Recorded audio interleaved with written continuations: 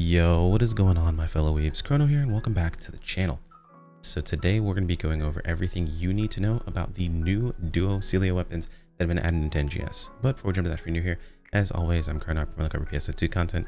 Would much appreciate a subscribe as we're going towards that 10k mark, hopefully, at the end of this year. Anyway, let's go ahead and jump into this.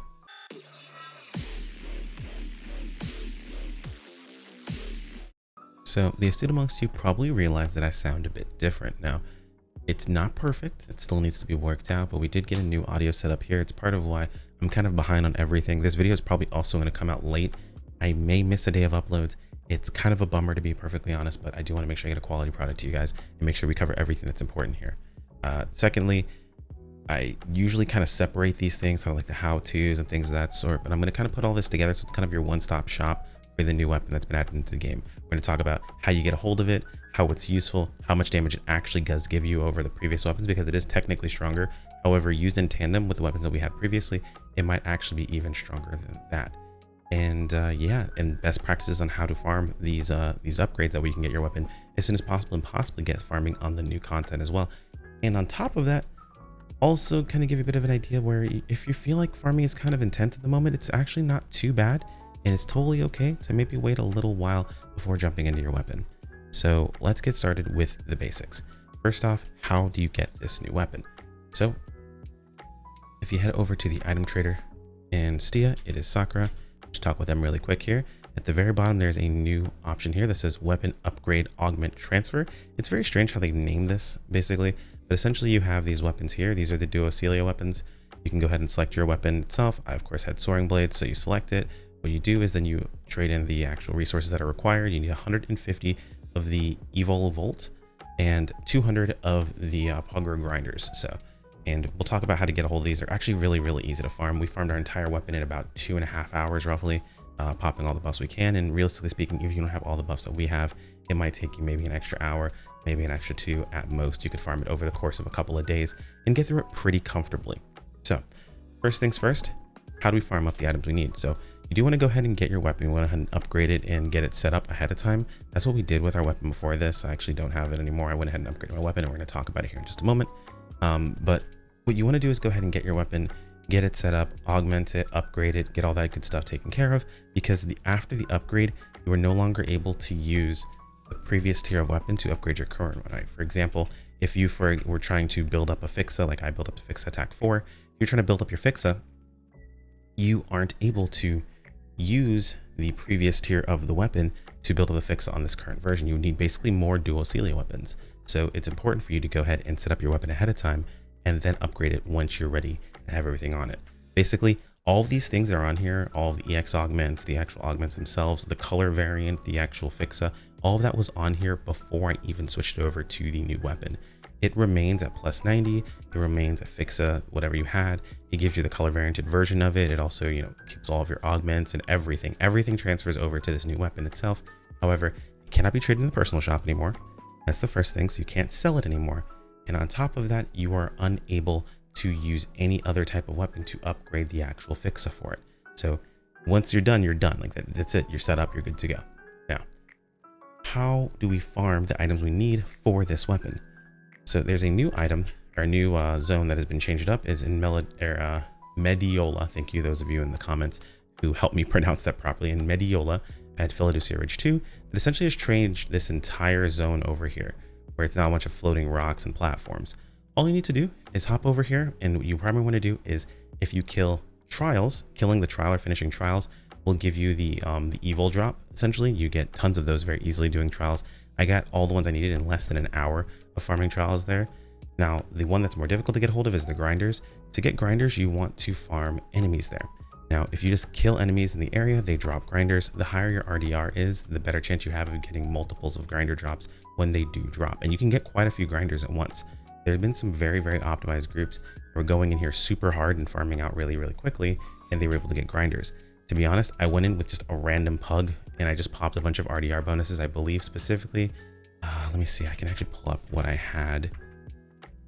So I popped, of course, EXP because we were trying to level and get that taken care of, but I popped a End Try Boost 20% and a Rare Drop Rate 100%, and that was it, along with just Party Buff, and of course the fact that I'm Premium, which gives me an extra 10%. it gave me, I believe, like 310%. It is currently also PSO2 days, so keep that in mind. It is also affecting our drop rate bonuses, but of course, less drop rate just means you have to spend a little bit more time farming. I effectively farmed about, I think it was an average of 90, I want to say it came out to like 96, 95 of them an hour. The first hour I farmed about 100, second hour I farmed about 92 of them. So it was pretty quick on getting them taken care of. I had to farm a few extra, wasn't a big deal. And then I spent the rest of that hour farming the evil items. And those evil items just took me time just focusing specifically on trials. Again, enemy kills are what gives you that. Now, it doesn't matter what enemy you kill. It can be enemies are part of trials. They give you a chance to drop those as well. But enemy kills are what gives you the grinders. The trial completions are what give you the actual evil drops. Once you have both of those, again, very, very easy to farm. Just go in. You can knock it out in a day if you really want to. Go ahead and get your weapon and you're all good to go, assuming that it's already set up. And of course, in case you're curious on how strong the weapons are and how to set them up and all that good stuff, you're more than welcome to ask me in Discord, or you can check out a video on the channel where we go over our setup for the Selio weapon itself. So super cool, very easy, very straightforward. Let's go ahead and jump into how strong this weapon actually is, because it both may not be as strong as you think and also probably stronger than you think. It's a very weird spot to be in. So let's pop over to the damage calculator and we'll talk about it. I actually also forgot to mention this when we were talking about the weapon, but its potential does change from the Selio over to the Duo Selio. So the potential reads 43% potency, of course, which is even with the Wingard. So Wingard is also 43%. The Duo Selio is 43%. Increases PB gauge generation by 10% when attacking, and you also store up to 3 charges when you successfully nullify or sidestep an attack with weapon, or sidestep or nullify attack with weapon action. Now, spend all your charges when you activate a PB to reduce the following effects. PB consumption reduced by 90 seconds. Now, I've been told that the stacks, I believe, are 1, 2, and 3, and it's 5, 10, and I want either 15 or 20% respectively for the amount of PP cost consumption reduced when you're using this. Now, this is cool for some setups. I actually don't want this with my current setup. And the reason behind that is because I use hysterical strength. In hysterical strength, you really want to be, you want to have a status effect on you. And to maintain a status effect, I need to burn 100 PP. And if I have PP cost reduction on, it's going to make it take longer for me to get to that 100 PP burned. Now, if I'm playing correctly, I don't need to worry about PP cost reduction with my current setup. I'm actually perfectly fine since shortage PP burn does give me some PP recovery. And as long as I'm using my cooldowns correctly, I can still kind of maintain what I need along with the amount of PP that I actually have. So technically, this PB, while good, or this skill, while good and actually has synergy with a lot of classes, I don't necessarily want to use it nearly as much. And we're going to talk about why I still have my Wingard and why it's set up the way that it actually is. So now we're going to pop over to the damage calculator and I will show you guys how it compares. So here we are on Cakewalk's damage calculator. I'm going to go ahead and just get rid of myself. I am currently in the way, so let's go ahead and just make sure I poof. There I go. I know you guys are probably thinking, why are you using dark mode? Because honestly, I find that it's kind of hard for people to read this in dark mode. And even if I've used literally 2 different types of dark mode. Like I have this one here and I have the other one, and people have difficulties reading either one of them. So I'd rather just leave it in the way that it is until Google has a proper dark mode for docs. And I've had people say, oh, there is one. I've looked, haven't found it. So if you find it, you can send it to me by all means. Thank you so much. So either way, this is Cakewalk's damage calculator, something that we've used on the channel multiple times. I've had videos talking about it, showing how it works, so on and so forth. Or if you're curious, you can always hop over to Cakewalk's stream and they are more than happy to answer questions for you. Super awesome individual. They actually are in our Discord, so you happen to have questions, you can always ask in Discord, and of course I can always ping them in case something else pops up. So cool. Oh yeah, read me tab, all that good stuff. Yeah, so I just saw a date over here. I was like, hey, what? Hold on, what's going on? But we're good. Anyway, so let's scroll down. I'm going to show you guys really quick what we're working with. So this is the current setup, augment wise, for the best in slot setup in the game. Now we're comparing what's accessible via the actual weapon, not necessarily what's accessible via the actual augments. We can kind of mess around with augments quite a bit versus what's accessible and not. But when we're talking about comparison between 2 weapons, we're going to talk about it on the upper end of things. So if you're like, oh, well, I can't really reach that or anything along those lines, what you're looking for is the comparison percentage difference between the 2 weapons and how strong they actually are. Then of course you want to adjust that for what you're actually using, things like your fix a choice, so on and so forth. Maybe you don't have things like the def parfaits or just the defs in general. Maybe you're like STAS-B, or maybe you're something like that. In those situations, you want to avoid something like Blaster and maybe lean on something like Fatal instead, because you don't have the potency floor to support this. As we got higher potency floor with really good augments, we found that things like Blaster and Attack have actually taken over as the better choice, as opposed to Fatal. Technically, the strongest choice is still a Bandak, and then seconding that would be Wicks, assuming you have access to activating Wicks consistently. That would be, of course, Rangers, Forces, and to a lesser extent, I believe Tectors as well. If you have the ability to activate Wicks consistently, then it is your better choice. However, if you are not one of those classes specifically, also if you're a Slayer, then it's Termina, and there's no argument there. It's just Termina every single time. But for everyone else, you have the situation where Fix is kind of your cheap choice if you're on the lower end of gear, and then if you're on the higher end, it's going to be Blaster and Attack. Now, the difference between Blaster and Attack specifically is going to be playstyle wise. And I say playstyle wise, but technically Blaster is a little bit stronger. Blaster stronger only because if you're playing the correct way and you have all the things that you need, then Blaster ends up pushing ahead of Attack. However, if you're not playing that way properly consistently and you don't have everything you need for this process, then Attack's going to give you a bit more damage. Now, what are the things that you actually need? You're going to be Orgus on all your units. And then what you'll be doing is basically burning your PB essentially every time it's up, or you're looking to burn it within about 5 seconds of it coming up each time. And the reason for that is because you're actually going to be utilizing the damage you get with Blaster. And then when there are any scripted downs, you're gonna be using your Mars for that specifically. If you get a break or a down or something like that, you want to swap into Mars and go ahead and get a big fat laser off, essentially, is what you're gonna be going for. Now, if you have any problems with doing that, then just go Attack. You're better off going Attack. You're gonna lose a little bit of damage overall. However, you will still have more damage than if you would have messed up the other setup. So maybe you're someone who prefers using, instead of or just you prefer Performa or something along those lines. Well, then I would just go Attack in that situation. So now that we've had the conversation of fixes, how do these match up? What are we looking at here? So this is kind of the setup here. Let's go ahead and scroll on over because we're doing a baseline comparison of the Wingard, and we're doing it via Blaster. So we're going to scroll over here. It's kind of hard to see, right? But we can tell. I'm going to actually highlight it here so you guys can see it a little bit easier. So we're going to pop it all the way down here. So this is our duo Selio, and this is going to be our Wingard. And as you can see on the same line, it's about a 1.1% difference. You're probably thinking, dude, that is not that much.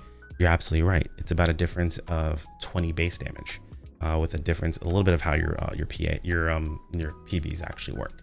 Now, why would you take the time to upgrade this? Well, perfectly honest, the weapon's future-proof. It's going to be upgrading in the future. They've already mentioned this will be upgrading moving forward. They haven't talked anything about Wingard doing anything whatsoever, so it's likely going to be a dead weapon unless you're using it the way that I am. Now, why is this weapon so powerful? And if you actually look, one step below Wingard is like plus 5.4%. What's that? Well, if you scroll over here, it's Wingard. Well, what are you talking about? So what we did is we compared it against the solo buff. We didn't compare it against Wingard type 3 buff with 4 players of uptime. So the way that works out is that you end up, you PB and someone else PBs and someone else PBs. Well, you have 3 stacks now. You have 3% increased damage. Well, you're doing more damage overall than if you were just, everyone were to use something like, let's say, their duo Selio.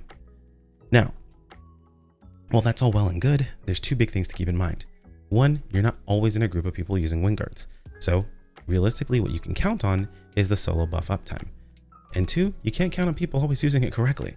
So people either miss, they won't PB, or they'll be using a different weapon overall. And in those situations, you really can't count on your buffs being all the way up all the time. Now, the reason why I'm doing what I'm doing at the moment, which I'll explain now, is I'm keeping both weapons.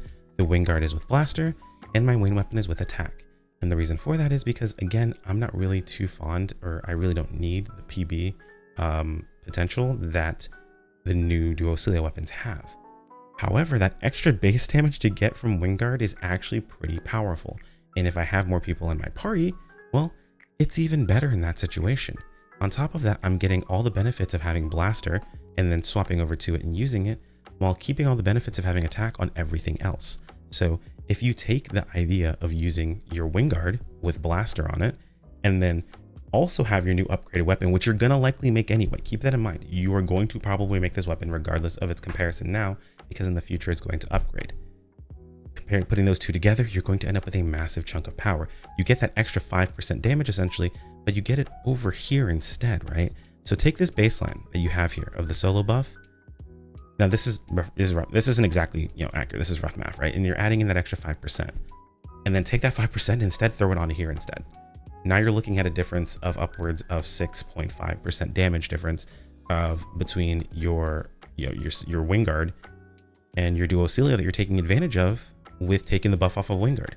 The reason I also mentioned to make your duo Selio is because If you already have 3 people in your party that are using wing guards, you're not really helping much. I know people are like, oh, well, you know, the buff stacks, right? You stack one on top of the other and you help keep it going for longer. Most people are PBing around the same time frame. You're not really extending that buff any further than you would normally. Now, granted, yes, it does technically set things out a bit better. However, you have to keep in mind that when you're comparing the 2 weapons themselves, you want to look into the most use cases for yourself. And I wouldn't pigeonhole myself into a situation where I have to be the I have to be the one putting up this buff. If you have access to having both weapons, I highly recommend keeping both weapons. So as kind of a full roundabout way of giving all the information, how strong truly is the new weapon? Well, comparatively to what your current setup is, about a 1.1%. In use cases that we just mentioned beforehand, roughly 5 to 6% difference. Again, rough, very, very, very rough math, not exact. So don't take that as like an exact, hey, you know, he said 5% difference, that means it's 5% different. No, this is very, very, very, very, very rough math. Take it with the biggest grain of salt you possibly can. However, at the end of the day, this is the future of our gearing, is the duo Selio weapon. So whether you do it now, whether you do it a month from now, whether you do it 2 months from now, you're going to be making this new weapon. So I would go ahead and take the time to go ahead and build up your weapon slowly over time if you haven't done it already. If you were paying attention to our videos in the past, you may have already gotten your weapon set up and you ask yourself, is it time for me to upgrade to that weapon? If you've got the fixes set up for it, then yes. If you still have a wing guard and you're like, man, I don't want to lose out on my wing guard. My wing guard's really good. Well, 2 things. Either put it up for sale or switch it over to blaster and keep using it. Even if you leave it where it's at the moment, keep using it. Hot swap weapons, use your PB, swap back to your duo Selio weapon with like an attack buff on it and just go ham. And at the end of the day, if you're like, hey, I'd rather stay on my wing guard, that's perfectly fine. Just keep in mind, you will be here eventually. So if you see an opportunity to make this weapon and to build it up slowly over time, at the very least, build it up over time. And that's all I've got for you guys today. Let me know if there's anything I missed in the comments below. Again, this video likely will not come out today. I will probably have to have it set for tomorrow, so apologies. I do want to make sure we get a good quality content, a good quality video for you guys, so I'll be looking into this, making sure everything is set the way it's supposed to be. But let me know if there's anything I missed in the comments below. Like if you enjoyed the video, sub if you want to keep up with more. As always, thank you all to the channel members. I really appreciate you guys are awesome. And today's question of the video. So, are you on Team Wingard or are you on Team Duo Selio? Do you resonate with what I've mentioned beforehand? Are you going to keep both weapons? Or are you like, hey man, I don't, 1% isn't enough for me. I'm not going to build a whole new weapon for that. Totally understand where you're coming from, guys. But again, I highly, highly recommend build it while it's cheap. Go through, pick up your weapons, upgrade your fixes slowly over time as you can. Don't spend a ton on it. And then whenever there's a seasonal event going on, take advantage of them. Either way, take care, my friends. Peace out.